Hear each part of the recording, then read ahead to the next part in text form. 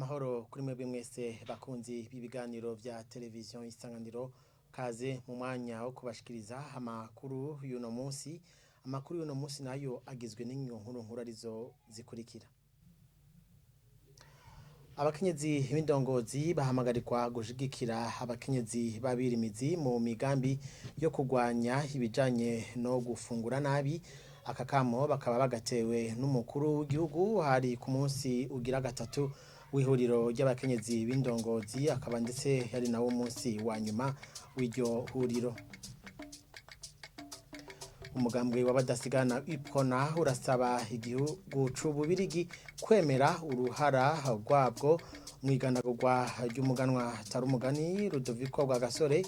Ibi biri mu itangazo ryashikirijwe n'uyu mugambwe mu gihe kuri uyu wa 13 Gitugutu Uburundi buzokwibuka imyaka 61 yiheze Rudoviko Rwagasore agandaguwe. Mu kanya n'inkuru imwe ukwayo.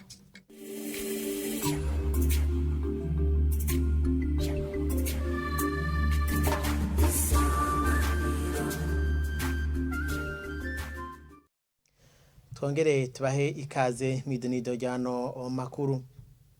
Umukuru w'igihugu c'u Burundi asaba abakenyezi b'indongozi gushigikira abakenyezi babirimizi mu migambi yo kugwanya gufungura nabi.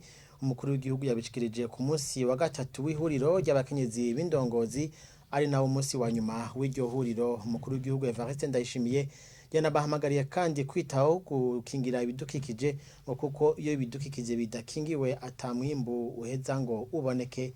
Ridi Gahimbare. Mu gusozera iryo hwaniro rigira gatatu ryahuje abakenyezi b'indongozi, abakenyezi baraho babonye ko kugira ngo habeho guteza imbere amagara meza no gufungura ibisabwa ku muvyeyi yibungenze, ku mwana akivuka, eka mbere no ku miyabaga, abakenyezi b'indongozi babwirizwa gushikana ubumenyi bahawe mu mashirahamwe y'abakenyezi birimizi, bagahimiriza abakenyezi bataritabira amashirahamwe kuyijukira, maze bakarangura imigambi yo kwiteza imbere, bagashimikira ahanini kuyotuma baronka ifungurwa zikwije ibisabwa. Mukuru w'igihugu Evariste Ndayishimiye yari yitabiriye iryo huriro, akaba yahamagariye abakenyezi gukingira ibidukikije muri rusangi kuko ariho hava ibifungurwa. Yabahamagariye kandi guhanahana ubumenyi mu bijanye no gutegura ibifungurwa bafatiye ku bisanzwe bihari kugira ngo haboneke ifungurwa zikwije ibisabwa. Hamwebwe abakenyezi b'indongozi murashobora gufasha kugira ngo ujya mukenyezi twita Nyarucari ari hariya mu mitumba agashobora nawe kubona ko ateye imbere. Nabaha akarorero, aho umwe wese avuze ati je nzotanga urukwavu, ari numwe abuze amahera y'urukwavu, bajya abakenyezi ba ruguru nabo tubafashe. Igikuru no kugira umutima umwe. Nico gituma mwebwe abakenyezi b'indongozi ndabasaba ikintu kimwe: hajya iyo utekanye mu mutima vyose biraza. Mwebwe abakenyezi rero mufashe cyane. Imfungurwa turazifise, mugabo nagira ndabwira dufungura nabi, ntituzi kumenya ivyo dufungura. Mu miryango yacu muze muraba abana barinenaguza, agavuga cesha kutu ugusa, agaca yibagira ibindi byari kumugirira neza, akashaka kuguma ifungura vya bindi, umwana mugasanga aragwaye anemi kubera kwinenaguza. Turafungura tukuzuza inda mugari tuba dufunguye neza. Ubu rero twigira inama yo gufungura neza.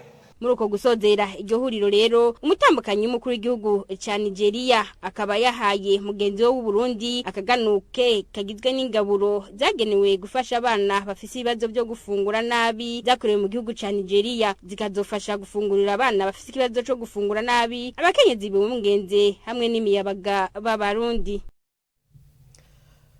Turabandanya nano makuru. Inyubako zo kugwiza umwimbu ni kimwe mu bitoharamwo mu vyotohozwa ko muri rusansuma yimirije. Bamwe mu bajejwe ibiharuro mfatirwa ko mu nzego zitandukanye bavuga ko ivyo ndetse bisanzwe biri muri politiki ya leta yo kugwiza umwimbu, bakaba babishikirije mu ruganda rwo kurabira hamwe aho imyiteguro y'ubwo rusansuma igeze. Jean de Dieu irakoze. Abakoresha n'abegeranya ibiharuro mfatirwa ko basaba ko hoba ibitohara mu matohoza azokogwa muri rusansuma nkuru y'abanyagihugu, uburaro, uburimyi n'ubworozi yimirije mu Burundi. Ku bijanye n'imigambi yo gusubiza mu kibano abana baba mwibarabara canke abatagira aho baba basaba ko hokwiyumvirwa uburyo iyo migwi izoshobora kubazwa kugira ijemwo. Ikindi babona kitokwibagirwa ni inyubako zijanye no kugwiza umwimbu. Aha havuzwe cyane ibijanye n'ibigo vyo kugwiza ibitungwa biheza bigakwiragizwa, cyo kimwe n'ibigo biba birashikiramwo ibitungwa mu gihe bivuye hanze y'igihugu, na cyane cyane kugira bishobore gupimwa ntivyanduze ivyo bisanze mu gihugu, na cyane cyane mu gihe indwara z'ibitungwa zishobora kwaduka umwanya n'umwanya. Ikindi basaba no kwegeranya uburyo buzokora muri iyo rusansuma nkuru. Ubwo buryo butekanijwe kuba bushika ku miliyaridi 75 nk'uko umuyobozi w'ubuhinga mu mugwi ujeje gutunganya iyo rusansuma yabishikirije. Kwihutira gukora ishusho y'igihugu, cyane cyane inzego z'ubuhinga zikukira ubushikiranganje bwegwa, nikindi mu vyasabwe nabo batorokanya n'abakoresha ibiharuro mfatigwako. Turabandanya nano makuru. Leta y'u Burundi ihamagarirwa gukurikirana ibijanye n'urubanza rw'ikandagurwa ry'umuganwa Rudoviko Rwagasore biri mu itangazo ryasohowe n'umugambwe Iprona. Urongoye uwo mugambwe Olivier Nkurunziza agasaba kandi ko leta y'u Bubirigi yo kwemera uruhara yagize mu ikandagurwa ry'umuganwa Rudoviko Rwagasore nk'uko Bubirigi buherutse kwemera ko bwagize uruhara mu igandagurwa rya Patrice Lumumba yaharaniye ukwikukira kwa Repubulika Iharanira Intwaro Rusangi ya Kongo. Olivier Nkurunziza arongoye umugambwe Iprona. Uko umwaka utashe igenekerezo rya 13 gitugutu, abarundi n'abadasigana twama twibuka umunsi mubi aho umuganwa Rudoviko Rwagasore, umuganwa atari umugani, incungu y'ukwikukira ku Burundi yagandagurwa. Umugambwe w'abadasigana Iprona wama wibuka ubutwari n'ubukerebutsi byaranze umuganwa atari umugani Rudoviko Rwagasore nabo bari basangiye urugamba rwo gushikana Burundi n'abarundi ku ntayo kwikukira biciye mu mahoro, ubumwe, ugufatana mu nda n'ihiganwa riciye mu matora.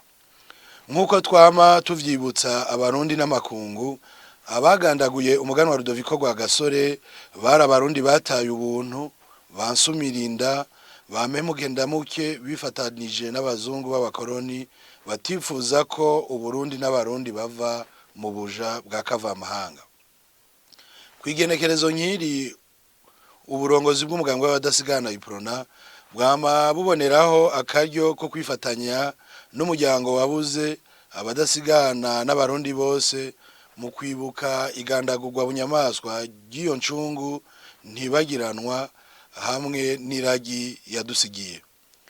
Abagandaguye umuganwa Rudoviko Rwagasore baraciriwe urubanza rubabereye, ariko abiyumviriye bakongera bagategura iryo gandagurwa ntibigeze bakogwako. Nico gituma umugambwe w'abadasigana Iprona utarambirwa kandi usubiriye kuguma usaba leta y'u Burundi ko yobashengeza bagaheza bagakubitwa intahe mu gahanga, naburya bazwi ko bari ababirigi batwara igihugu cy'u Burundi ico gihe.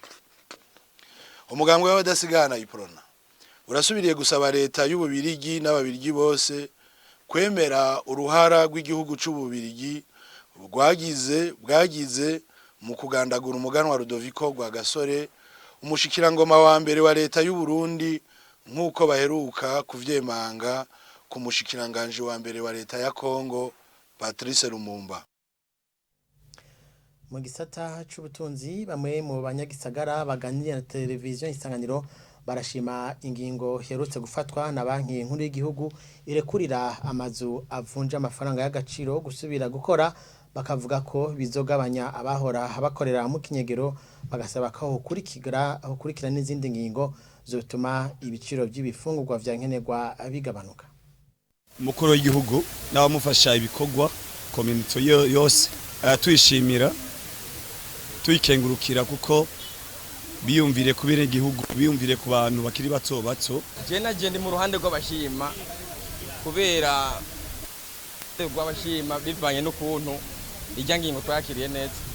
ingingo yemereye kugura ry'amazu y'abavunjayi jene yakiriye neza ibintu bigiye gukoroka kandi n'ibintu byari byabaye ndasi byari byaduze cyane gazaho ikiro cifu kigwiyumbe 3 nk'abantu bajya kurangura hanze y'amadovize aboneka gose igiciro kiragabanuka kigabanutse rero ibyo bazanye bikegeza kugabanuka abantu bakaca bigura ku giciro gito ibintu bisotse mu gihugu muri leta abari terambere kuri uyo mwanya abari terambere ry'abarundi bose gihe leta rero kandi twe kandi kuyumvira kemure gutya abari terambere kandi kuri bene gihugu n'abari mu gihugu n'abanyamahanga bose kuva yuko leta izikurikirana neza cyane kugira ngo tuvuge amato agabanutse n'ibiciro by'imfungurwa n'abene gihugu baroroherezwa cyane.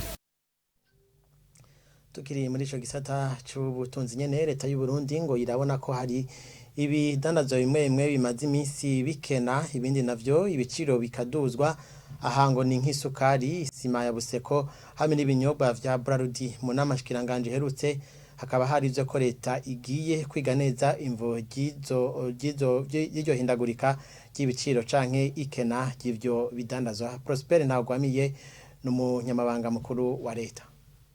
Ibiciro vy'ibikenerwa mu mahinguriro be n'ivyo kuvyunguruza bibishikana mu gihugu vyaraduze bigaca bituma n'ivyo bihinguwe bizimba. Ku bidandazwa bishingwa ibiciro, ivyo biciro ntibigikurikizwa kuko ivyo bidandazwa bitaboneka neza kandi abantu barabigura. Aha mu Burundi ibiciro biri hasi ugereranije n'ivyo mu bihugu duhana imbibe kandi kubera imbibe zirengana vyoroshe kubijana muri ivyo bihugu biroroshe.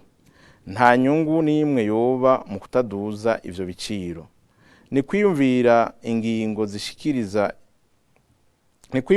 zishigikira igwizwa ry'umwimbu kuwuhingura no kuwushora hanze y'igihugu kugira ngo amahera y'agaciro yinjire. Ubushikiranganje bujejwe ubudandaji n'ubujejwe ikiga ca leta bwo kwihweza neza hakiri kare ibituma ibiciro vy'ibintu bishobora kuduga kugira ngo ingingo ibereye ifatwe hakiri kare. Birakwiye ko abantu bose bagira amahirwe angana ku mahera y'agaciro kugira ngo ntihagire akagwi kayiharira konyene. Mu ntumbero yo gukingira no kubungabunga amahera y'agaciro ayinjiye yokurikiranwa neza yagiye ayasohotse nayo nyene hakamenyekana ico agiye gukora.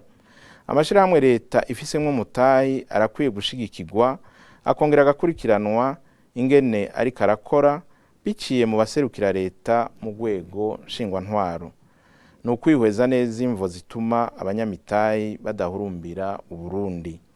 Ku bijanye rero n'ibihingurwa n'amashirahamwe Brarudi na Buseko, inama shiranganje yasavye umushikiranganje ajejwe ubudandaji ko yomenyesha ibiciro afatiye ku kugena isoko ryifashe ariko arabe ntihagire ingaruka nini iba kubabigura bafise amikoro make.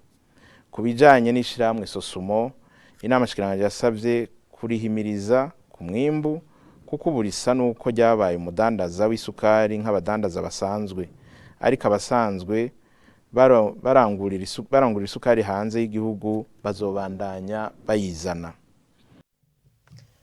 Hano rero dushe turangiriza hano makuru twari twabateguriye uno munsi. Shimire bagenzanje bafashije kuyatororokanya. Shimire namwebwe kandi mwayakurikiye. Ibindi biganiro vya televiziyo Isanganiro birabandanya.